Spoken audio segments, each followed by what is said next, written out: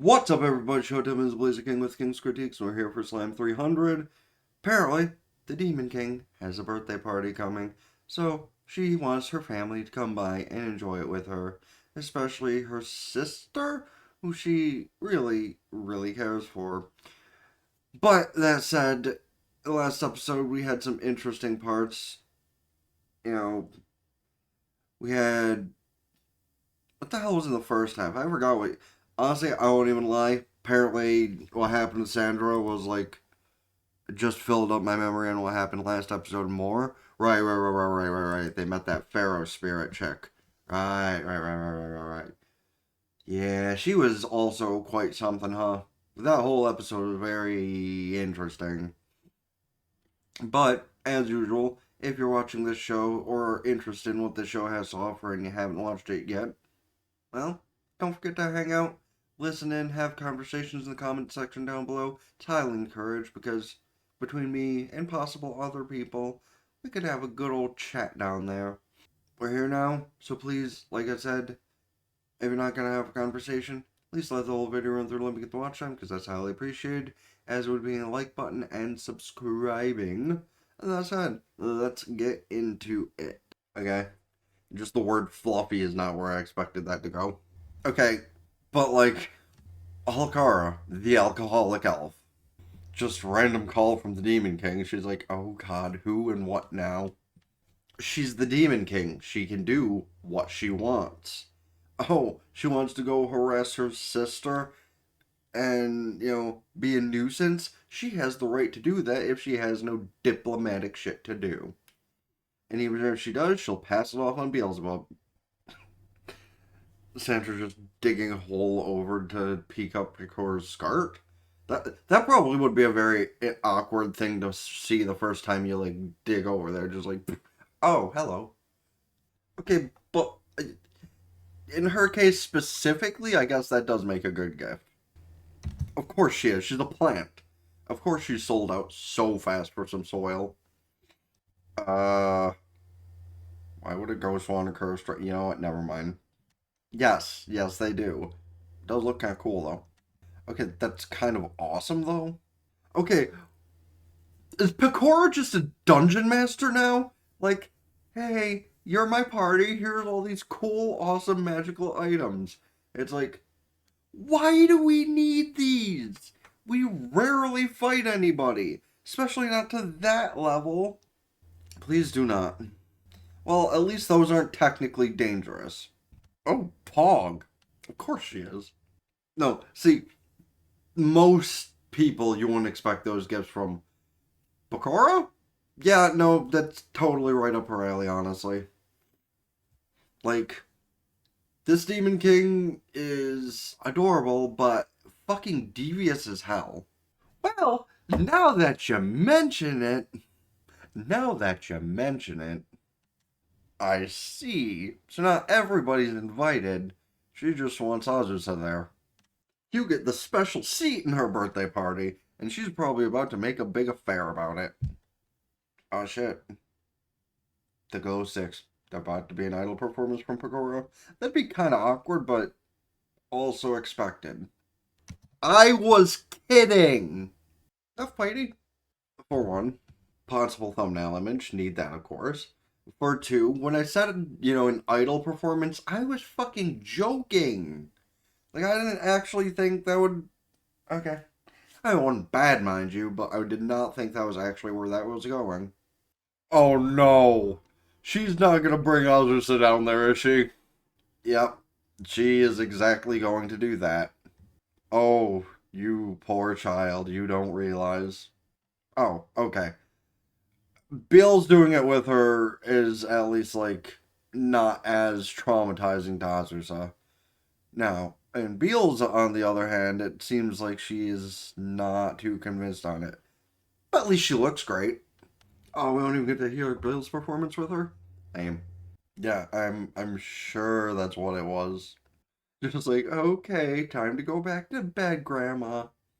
Okay, I know it's not quite that, but like, look at her face. She's trying to argue it to Helen back that this was not part of her idea, and she probably was so into the idea. I mean, hey, she kept it sweet and simple. You know, enjoy the party. Doses. Mostly because she's probably going to go and harass you. How about that? Oh, she was. And unfortunately, she don't get that right. She don't get that right. Yeah, that, yeah. No, it being a nice little one-on-one table kind of makes sense, because,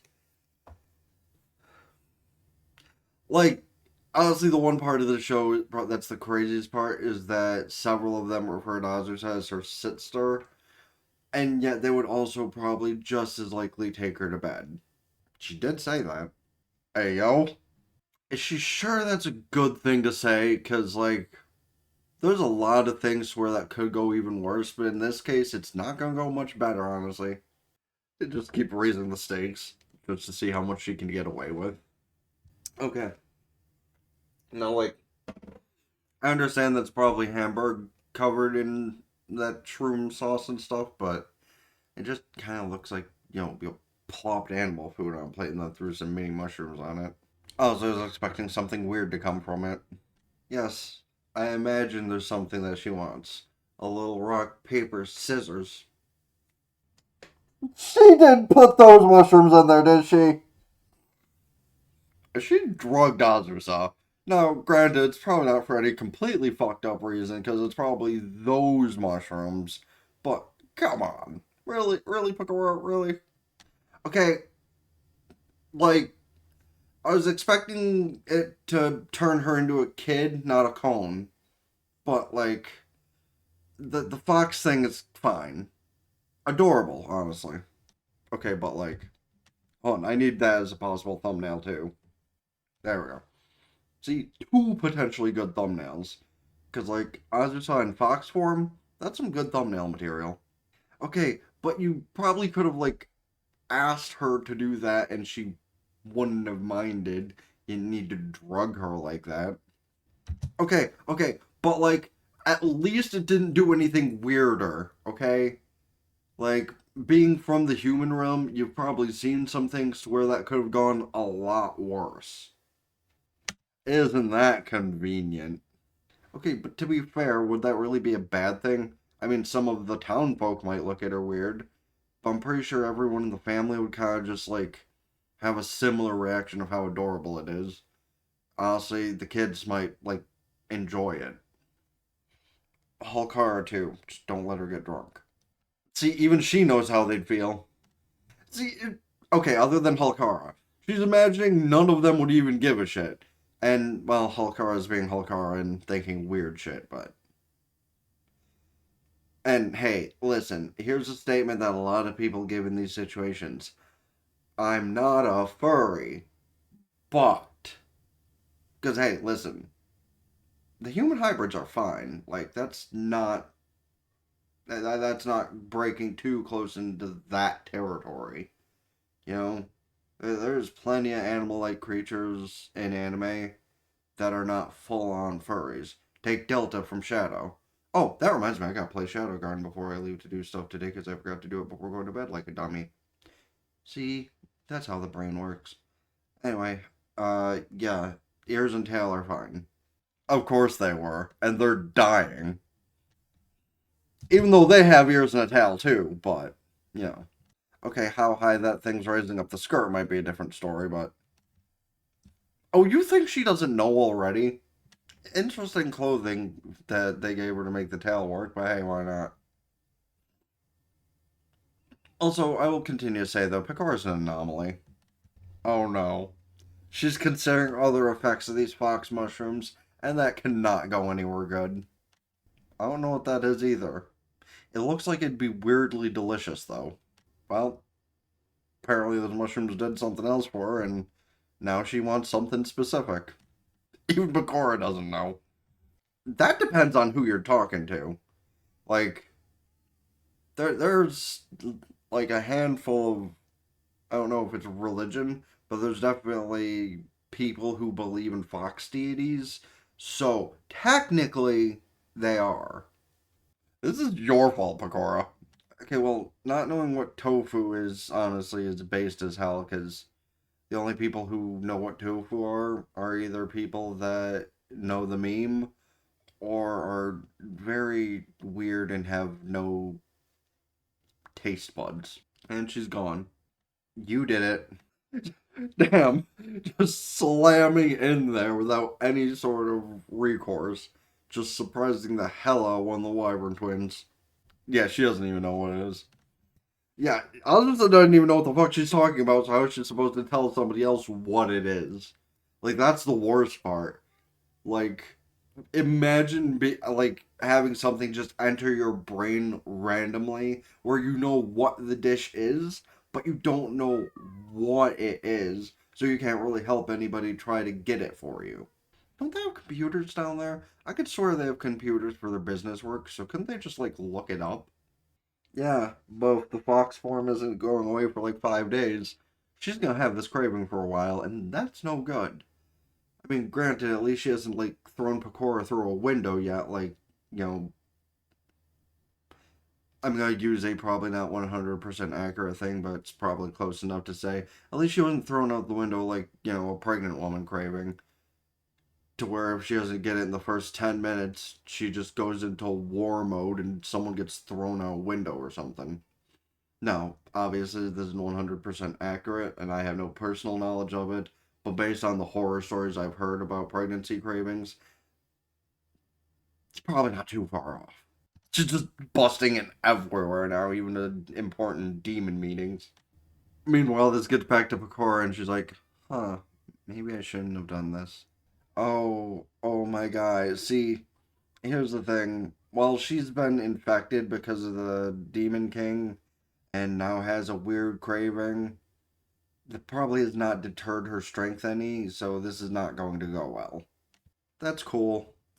So, who wants to take a guess on how much effort it's going to take for her to knock him out of the way? I'm going to say one low sweep, or just one kick right to the face, because she ain't like fighting, gonna cheese it.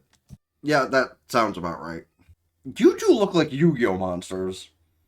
Like, the creator of this must have like watched Yu-Gi-Oh not too long before writing the new season, because they literally just look like they're Yu-Gi-Oh creatures.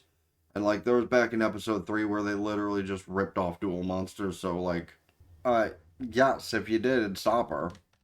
Oh my god. The funny part is they're putting all this effort to fight against her, and she's gonna beat all of them up and still run rampant. And Pecora's probably still in her room like, I should probably figure this out before it gets much worse. Well, he just looks like a friendly fellow. Yeah.